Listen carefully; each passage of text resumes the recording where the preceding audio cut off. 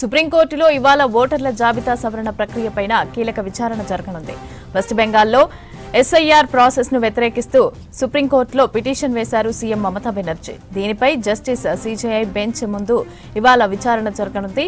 దేశ చరిత్రలో మొదటిసారి ఓ రాష్ట్ర ముఖ్యమంత్రి నేరుగా లాయర్గా మారి కోర్టులో వాదించనున్నారు. సుప్రీంకోర్టులో పార్టీ ఇన్ పర్సన్ గా వాదించేందుకు ఇప్పటికే పర్మిషన్ కోరారు సీఎం మమత. ఒక సిట్టింగ్ ముఖ్యమంత్రి ఇలా కోర్టులో స్వయంగా వాదనలు వినిపించడం దేశ చరిత్రలోనే ఇది మొదటిది కావడంతో న్యాయ రాజకీయ వర్గాల్లో తీవ్ర ఉత్కంఠతో పాటు ఆసక్తి నెలకొంది. కోల్కతాలోని జోగేష్ చంద్ర చౌదరి లా కాలేజీ నుంచి న్యాయశాస్త్రంలో పట్టా పొందిన మమతా బెనర్జీ గతంలో 2003 వరకు న్యాయవాదిగా ప్రాక్టీస్ చేసిన అనుభవం కూడా ఉంది. ఆ తర్వాత రాజకీయాల్లోకి వచ్చిన ఆమె చాలా కాలం తర్వాత లాయర్గా వాదించనున్నారు. ఏఐఆర్ ప్రాసెస్ పైన స్వయంగా మమతా బెనర్జీ సుప్రీంకోర్టులో వాదనను వినిపించనున్నారు. ఇక ఇప్పటి వరకు ముఖ్యమంత్రి హోదాలో వాదనను వినిపించలేదు మమత. కొంతకాలంగా ఎస్ఐఆర్ ప్రాసెస్ ను తీవ్రంగా వ్యతిరేకిస్తున్నారు తృణమూల్ అధినేత్రి సీఎం మమతా బెనర్జీ. వెస్ట్ బెంగాల్లో ఓటర్ జాబితాల ప్రత్యేక సమగ్ర సవరణను వ్యతిరేకిస్తూ తృణమూల్ కాంగ్రెస్ పార్టీ చేస్తున్న పోరాటం ఢిల్లీకి చేరింది. ఎస్ఐఆర్ సమస్యలపై మాట్లాడేందుకు ఈ నెల 1న ఢిల్లీ వచ్చిన మమతా బెనర్జీ ఈసీతో ఢిల్లీ పోలీసులతో ఘర్షణకు దిగారు. ఇక సీఈసీ జ్ఞానేష్ కుమార్ తో భేటీ అయిన మమత ఆ సమావేశం నుంచి అర్థాంతరంగా వాకౌట్ చేశారు.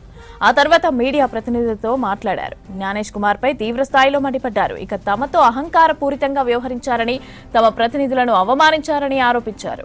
ఎస్ఐఆర్ ప్రాసెస్ తో చాలా మంది చనిపోయినా ఈసీ పట్టించుకోవటం లేదన్నారు.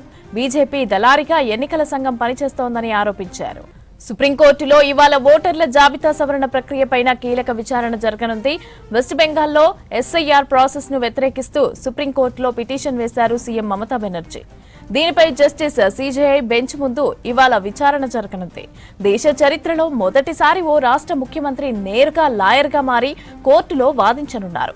సుప్రీంకోర్టులో పార్టీ ఇన్ పర్సన్ గా వాదించేందుకు ఇప్పటికే పర్మిషన్ కోరారు సీఎం మమత. ఇక సిట్టింగ్ ముఖ్యమంత్రి ఇలా కోర్టులో స్వయంగా వాదనను వినిపించడం దేశ చరిత్రలోనే ఇదే మొదటిది కావడంతో న్యాయ అదేవిధంగా రాజకీయ వర్గాల్లో తీవ్ర ఉత్కంఠతో పాటు ఆసక్తి కూడా నెలకొంది. కోల్కతాలోని జోగేష్ చంద్ర చౌదరి లా కాలేజ్ నుంచి న్యాయశాస్త్రంలో పట్టా పొందిన మమతా బెనర్జీ గతంలో 2003 వరకు న్యాయవాదిగా ప్రాక్టీస్ చేసిన అనుభవం ఉంది. ఆ తర్వాత రాజకీయాల్లోకి వచ్చిన ఆమె చాలా కాలం తర్వాత లాయర్గా వాదించనున్నారు. ఎస్ఐఆర్ ప్రాసెస్ పై స్వయంగా మమతా బెనర్జీ సుప్రీంకోర్టులో వాదనను వినిపించనున్నారు. ఇప్పటి వరకు ముఖ్యమంత్రి హోదాలో వాదనలు వినిపించలేదు మమత.